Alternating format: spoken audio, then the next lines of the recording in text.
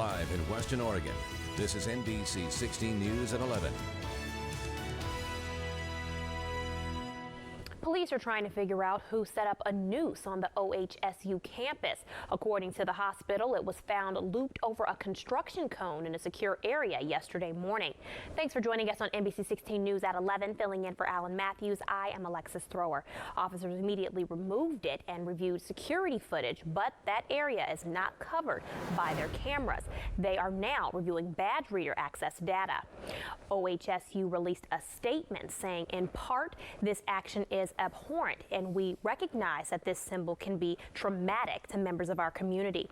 We regret any distress it caused, and it acted quickly to remove it. Anyone who witnesses harassment or discrimination at OHSU is encouraged to report it.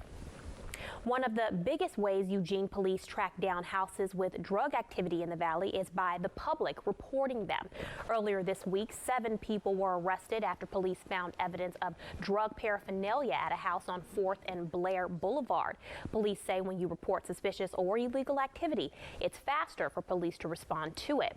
They say neighborhood watch programs are a major help to police as well. If you spot a house with suspicious activity, getting a detailed description of everything you see is important.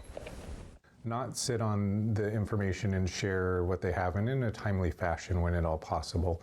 In many cases, you had mentioned 4th and Blair, and there are situations where there may be multiple complaints happening from different residents. Police say there are common indications to look out for in your neighborhood. Certainly the frequent short stay traffic. You may even see what we would call a hand-to-hand transfer, where somebody is handing someone maybe a little packet of something and then money being exchanged. People may be looking around nervously to see if anyone is watching or monitoring. Vehicles coming and going. Crime prevention specialists say you can report suspicious activity over the phone to EPD's non-emergency line or visit their website to submit a report. You will also remain anonymous. Police are looking for whoever put a razor blade in Halloween candy. Police say a 10-year-old girl nearly cut herself with the blade. Luckily, her tongue was not cut, but she received a tetanus shot as a precaution. Her family says the candy was from trick-or-treating in the Hazeldale neighborhood around Northeast and 97th Street in Portland. Police say they don't have enough information to say whether this was done intentionally or accidentally, but they are concerned there may be more tainted candy out there. A member of the Corvallis School Board is in hot water after a controversial tweet surfaces. The tweet appeared to be on Brandy Fortson's personal Twitter account, and it refers to police with offensive language. A screenshot of the tweet is circulating on social media. The school district says the board members' apparent comments do not represent the school district or the school board. Director Fortson is not an employee of the school district. They are an elected official, and elected officials in the state of Oregon, they're elected by the people. We will look into school board policies for options board members might choose and see fit. The school board chair says he plans to discuss the issue with Fortson and other board members. This is a developing story, and we'll update you as we hear more. Today marks 1 year since the Camp Fire in California began in the town of Paradise. It became the deadliest and most destructive fire in the state's history, killing 85 people and destroying almost 19,000 structures. With no homes to return to, many Paradise residents left the town. One of those residents, who now lives in Eugene, still remembers the feeling of loss when he returned to his home after it was reduced to ash. And it was the first time we cried, because it was our stuff. It was 47 years of marriage, our parents' stuff that we had inherited, my sister's stuff that we had inherited. It was all gone.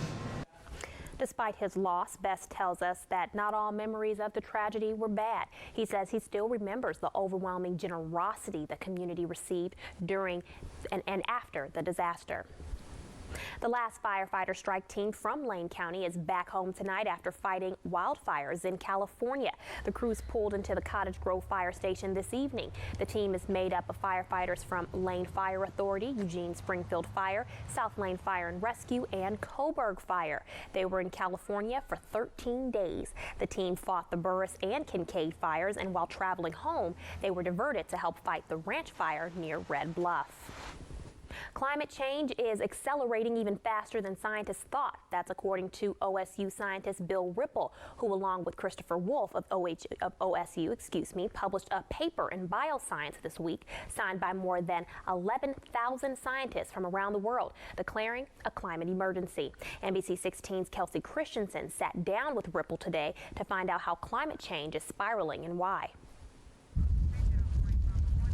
Last year's Camp Fire was the deadliest and most destructive wildfire in California history. It's also what led OSU scientist Bill Ripple to publish a globally recognized paper declaring a climate emergency, with more than 11,000 scientists from 153 countries signing on. Climate change is happening, and there is going to be a lot of human suffering around climate change. Ripple says the climate crisis is worldwide, but is closely linked to high consumption of a rich lifestyle, meaning higher CO2 emissions from travel, fossil fuels, food, and other human activity. The greenhouse gas emissions from the United States are high, one of the highest in the world. His paper looks at vital signs, showing how human activity since the first World Climate Conference in Geneva in 1979 has affected our world. Some include the human population rising, fertility rates decreasing, carbon prices dropping, and tree loss, causing gases to rise, glacial ice to melt,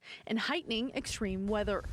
Ripple says we can help slow the effects by eating less meat, buying used, carpooling, riding bikes, and buying locally. I'm optimistic that change is going to happen. Despite the Trump administration announcing its efforts to pull out of the Paris Agreement, Ripple remains inspired by climate protests from the newer generation. I think we're approaching a social tipping point where the conversation is really ramping up about climate change. And some lawmakers are listening, including U.S. Congressman Earl Blumenauer, who is proposing a resolution declaring a climate emergency along with the scientists. It's an important step to get people to acknowledge where we're at. All to reduce human suffering in the future. Reporting in Corvallis, I'm Kelsey Christensen. For more information on the key areas scientists say should be addressed to slow the effects of climate change, go to our website at NBC16.com. If you take the bus, Lane Transit District is looking at a proposal that could affect your commute. LTD says their Transit Tomorrow initiative would reduce the number of some bus routes and increase the frequency of others. They say they started taking a comprehensive look at their system about 2 years ago, and they plan to make changes to their bus service. So there'll be fewer routes because we're combining maybe 2 or 3 routes into a single route, and then increasing service and on frequency on others. So it really is a trade-off. Johnson says the service change will roll out in September 2020. He says LTD has a series of meetings coming up in the next couple of months to give people an opportunity to discuss the options. The Oregon State football team had a chance to get their 5th win of the season, but the Washington Huskies were just too much for the Beavers tonight in Corvallis. Washington gets the road win by a score of 19-7. The Beavers' record is now 4-5 with only 3 games remaining on the season. Oregon State scored a whopping 56 points in their win last week against Arizona, but a much different story tonight.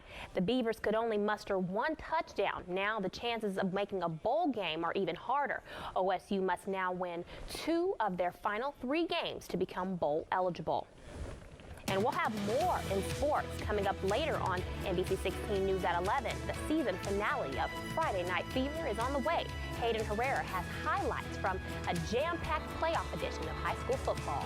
Plus, we'll be talking about the foggy conditions returning to Western Oregon for tonight and a very slim chance to see a few rain showers. All of those details coming up after the break.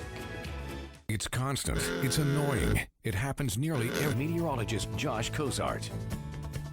Well, much of Western Oregon got to experience plentiful sunshine, and that allowed our temperatures to warm up quite nice, well above average by about 5 to 10 degrees as we nearly touched 70 degrees in the Eugene-Springfield area, in towards the mid-60s, down towards Roseburg, and out towards the coastal areas in towards the low 50s. But right now, a live view over the Roseburg area, calm, clear, and quiet conditions. Not necessarily going to be the case for the rest of the overnight hours, but now that our temperatures are starting to fall back, so too is our air quality, as moderate stages are in the areas in yellow along the I-5 corridor through the valleys, and that's where the National Weather Service still has an air stagnation advisory in effect that lasts all the way until our Tuesday afternoon. We desperately need to see some clearer air start to move into our area, but our radar and satellite are already starting to demonstrate that the thick cloud coverage is making its way into our area. First, we'll see the development of fog sometime after midnight into the early morning hours, and then we'll be left with mostly cloudy skies. But those foggy conditions are on tap for tonight, but temperatures not on the cold side, really just kind of chilly, if not even cool, as we manage to hang out in towards the 40s by the time the sun starts to rise tomorrow morning. But high pressure remains our dominant feature, maybe just a stray raindrop or two possible along the coastal areas tonight, but not widespread rain chances by any means, as dry air continues to get pumped into the Pacific Northwest. But finally, that high pressure system dips its way to the south, starts to fall apart, and our next low pressure system with a trailing cold front pushes its way further eastward. This is taking a look at Thursday evening, where we finally start to see those rain chances move back into our forecast. But that means we're still going to have some dry weather ahead of that system, as mostly cloudy skies are to start off our Saturday. Rain chances still remain off over the Pacific Ocean and into Washington State. Our friends near Portland, maybe just a drop or two of rain if you're headed that way for the weekend. But really, the cloudy conditions remain into the afternoon, evening time. And then the clouds, they'll stick around with foggy conditions for the start of our Sunday. But by the time we roll around into the afternoon hours, a little bit more sunshine moves back in with slightly warmer temperatures than what we will experience on our Saturday. But we still desperately need to see the rainfall, only managing about a trace in the Coos Bay and Eugene Springfield area. These are the numbers we should be at so far for the month of November, a far cry from where we sit at this point in time.